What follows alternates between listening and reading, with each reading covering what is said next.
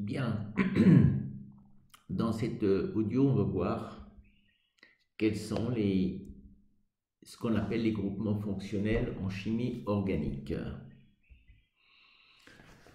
Quand dans une structure moléculaire, vous remplacez un hydrogène dans une molécule par un groupement fonctionnel qui va contenir un ou plusieurs hétéroatomes, cela définit ce qu'on appelle une fonction.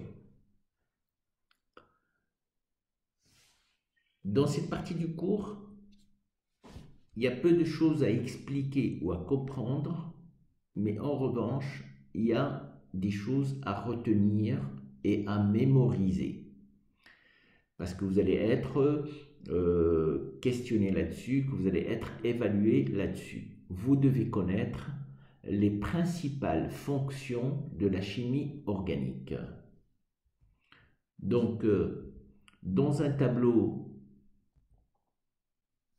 à 3 colonnes, la première colonne, ce qu'on appelle la classe des composés, la structure générale et le groupement fonctionnel. Les alcools, quand on parle d'alcool, en chimie, cela fait référence à la fonction OH et le groupe fonctionnel, donc c'est OH, mais faites très attention. Un alcool, qu'est-ce que c'est? C'est quand OH est lié à un carbone hybridé sp3. Quand le OH est lié à un carbone hybridé sp2, ce n'est plus un alcool, c'est une autre fonction. Un éther, qu'est-ce que c'est? C'est tout simplement ROR'. Alors, qu'est-ce que c'est que R? Généralement, c'est une structure carbonée. C'est un carbone avec des hydrogènes. Ça peut être une chaîne qui peut être linéaire, ramifiée, etc.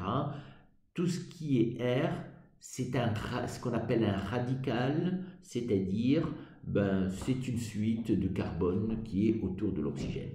L'éther, qu'est-ce que c'est? C'est un oxygène qui, au lieu qu'il soit entouré d'un hydrogène et d'un carbone, l'éther, c'est l'oxygène qui est entouré de 2 carbones. Voilà. Une amine, qu'est-ce que c'est? C'est R lié à un azote, lui-même qui peut être lié à 2 autres carbones ou bien des hydrogènes. Ça n'a aucune espèce d'importance. Voilà, c'est l'atome d'azote dans lequel, surtout, les 3 liaisons qui entourent l'atome d'azote et qui définit sa valence, les 3 liaisons simples autour de l'azote. C'est ça ce qu'on appelle une amine.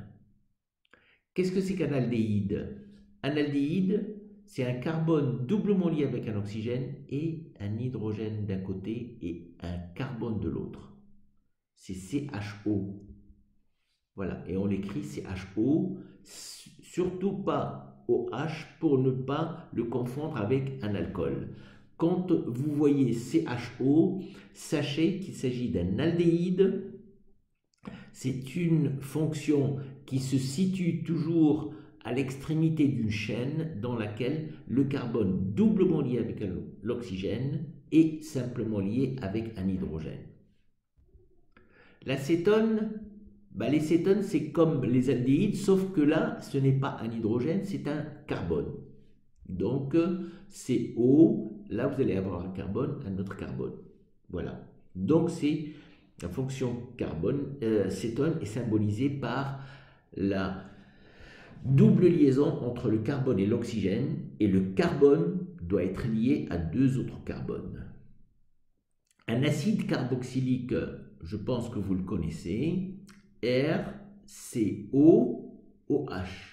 Cette fois-ci, ce n'est plus un hydrogène, mais c'est un autre oxygène avec... Alors, ça, ce n'est pas un alcool, ça, ce n'est pas une cétone. Quand vous avez COOH, c'est tout ça qui signifie la fonction acide. Et on simplifie, on écrit CO2H. Qu'est-ce que c'est qu'un ester?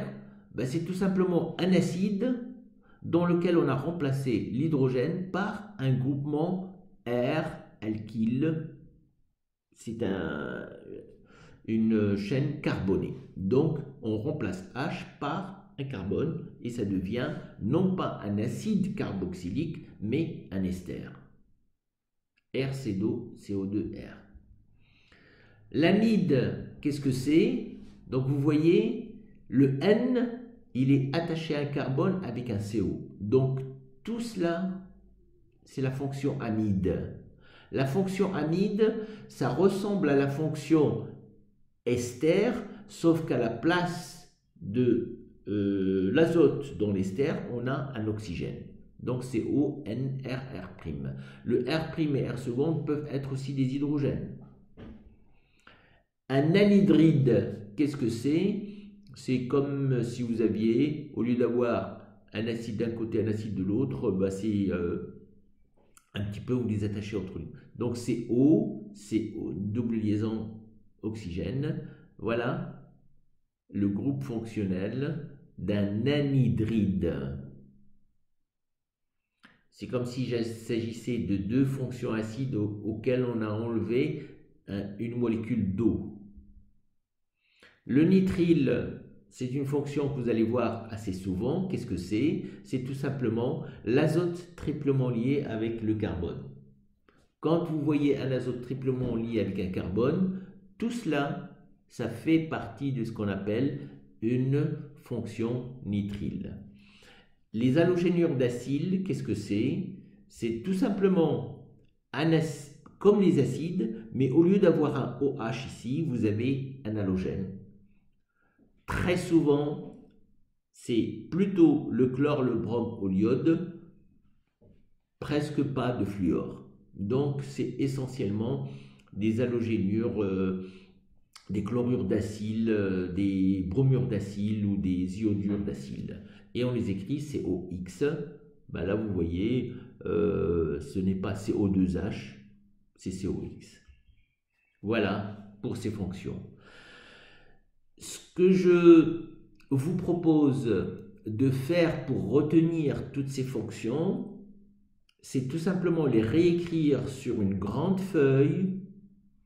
Vous mettez un petit peu de couleur et vous mettez votre grande feuille avec les couleurs et les fonctions sur un mur devant vous. À chaque fois que vous allez passer, vous allez les regarder et vous allez voir que la mémoire visuelle aide beaucoup à retenir certaines choses à mémoriser. Donc voilà, merci.